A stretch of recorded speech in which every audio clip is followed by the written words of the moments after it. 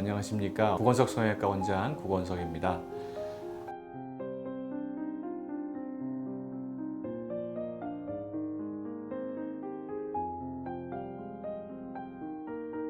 노화 현상은 눈 주변에서 가장 많이 나타나고 또 가장 빨리 변화를 드러내게 됩니다.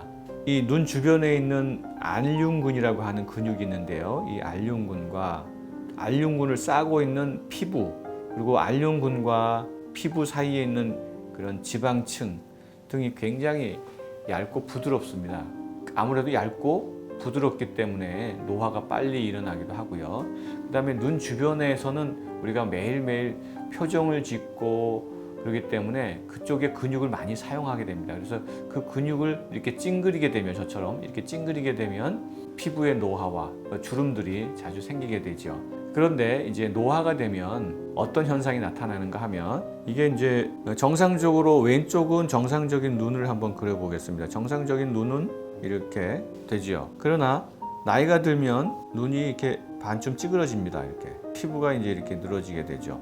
눈동자는 이렇게 덮이게 됩니다. 이게 코가 이렇게 있군요. 눈썹이 이렇게 있으면 피부가 이렇게 덮여 내려오기 때문에 이것을 걷어내기 위해서 상안검 수술을 하게 됩니다. 그러면 상안검 수술은 어떻게 하냐면, 일반적으로 여기서 이렇게 해서 피부를 잘라내거나, 또는 요새는 눈썹 밑에서 절개하는 이런 눈썹 밑 절개로 상안검 수술을 하기도 합니다. 자, 그런데 여기서 굉장히 중요한 것은, 눈의 인상과 눈의 이미지를 결정하는 것은 이 눈썹과 이 눈 사이의 간격이 굉장히 중요합니다. 노화가 일어나면 눈썹을 기준으로 했을 때 이 피부만 늘어지는 것이 아니고 위에 이마 피부도 같이 처지기 때문에 이 눈썹이 밑으로 내려오게 되죠. 지금 보면 여기가 이제 이마면, 이마 피부가 내려오게 되면 당연히 눈썹이 아래로 내려가게 되죠. 그러면 이 간격이 좁아지게 됩니다. 이렇게 가까워지게 되죠. 그러면서 이 눈꺼풀 피부가 덮게 되죠. 그래서 이와 같이 여기는 불룩하게 되고, 눈동자는 더 한 3분의 1 내지 절반 정도 가려지게 되고, 그러면서 쌍꺼풀은 여기서 이제 덮여서 잘 안 드러나지요. 그래서 세 가지 특징이 나타나는데요. 눈가와 눈꺼풀에서는 이 눈꼬리에 주름이 생기고, 눈과 눈썹 사이 간격이 좁아지고, 그 다음에 이쪽 바깥쪽 부분의 눈꺼풀 피부가 덮이게 됩니다. 노화로 인한 눈 주변의 변화에는 또 이마와 미간의 이 주름도 많이 생기게 되죠. 여기에는 찡그리는 근육이 이렇게 있습니다. 이렇게. 그리고 이런 찡그리는 근육들이 굉장히 여러 개의 근육들이 교차하게 됩니다. 그래서 이 찡그리는 근육들이 이 사람처럼 이렇게 여기가 불룩하게 이런 현상이 나타납니다. 이것이 바로 눈썹뼈 주변에 있는 찡그리는 근육이 발달돼서 이렇게 되고, 그 다음에 이제 미간에 세로주름이 또 나타나게 되죠. 그래서 이런 부분들이 인상을 굉장히 강하고 답답하게 보이게 하는 원흉들입니다.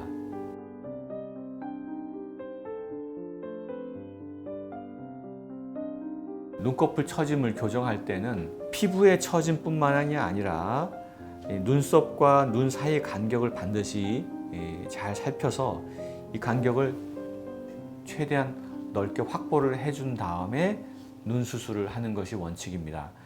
이 기준을 삼을 땐 이 눈썹과 눈 사이의 간격, 이 거리가 최소한 18mm 이상은 확보가 돼야 여기서 상안검 수술, 즉 쌍꺼풀 수술을 하는 것이 자연스러운 결과를 얻을 수 있습니다.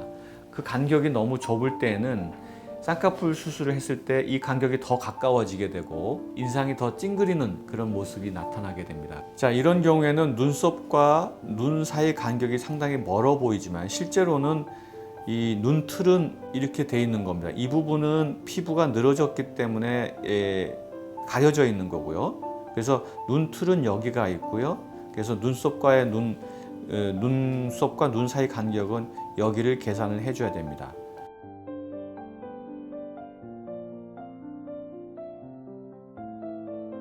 이분도 눈꺼풀 피부는 이만큼 와 있지만 실제로 눈틀은 이렇게 가 있죠. 눈동자가 이만큼 가려져 있기 때문에, 그래서 이만큼이 거리가 눈썹과 눈 사이의 간격이 됩니다. 이 간격이 우리가 최소한 18mm 이상이 돼야 된다는 것입니다. 만약에 그렇지 않고 그보다 좁을 때에는 눈썹을 이렇게 들어줌으로 인해서 눈썹이 위로 이동함으로써 이 간격이 넓어지도록 그렇게 하는 것이 바람직하겠습니다. 즉 상안검 수술을 먼저 하기보다는 눈썹 거상 또는 이마 거상술을 먼저 해주는 것이 자연스러운 결과를 얻을 수 있는 것입니다. 이것이 가장 중요한 부분인데요. 눈썹과 눈 사이 간격이 굉장히 좁은 사람이 상안검 수술했을 때 인상이 사납고 답답해 보이고, 그렇기 때문에 그 간격을 최대한 넓게 확보해 주는 것이 매우 중요하다는 것입니다.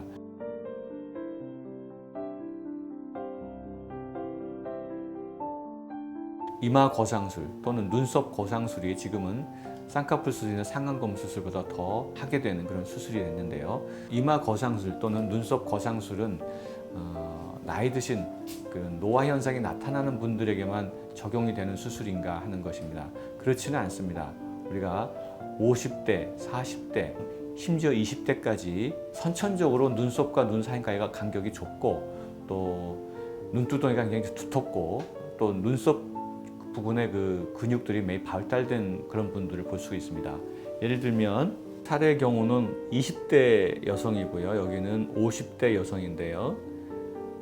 눈꺼풀 처짐이 더 심한 거는 물론 50대 여성이고 눈동자도 많이 찌그러져 보이는 이런 전형적인 노화 현상이지만, 이 젊은 사람들의 눈에서도 마찬가지로 눈동자가 한 3분의 1 내지 4분의 1이 가려져 있습니다. 그래서 이 간격을 보면 굉장히 좁다는 것을 우리가 알 수 있습니다.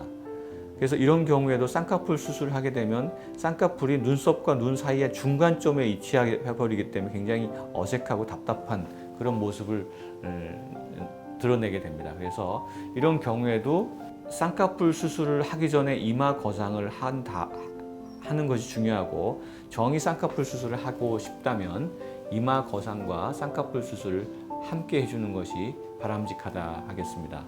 이 간격이 굉장히 가깝고 여기가 불룩하죠. 두툼하단 말이죠.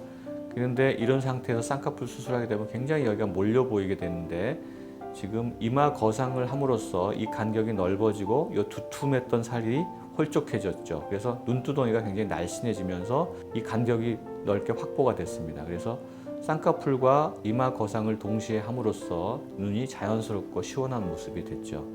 자, 측면에서도 보면 단순히 쌍꺼풀 수술만 해가지고는 이 간격이 굉장히 좁아지겠죠. 그래서 이 간격이 상당히 넓어지면서도 눈동자도 크고 또렷한, 또 옆에서 보면 이마의 모양도 굉장히 예뻐졌습니다. 봉긋스름하게 되고 여기도 두툼했던 것이 여기 날씬해지고, 이와 같이 눈의 상태에 따라서 20대에서 70대까지 내시경 이마 거상술이 필요한 경우가 많이 있습니다.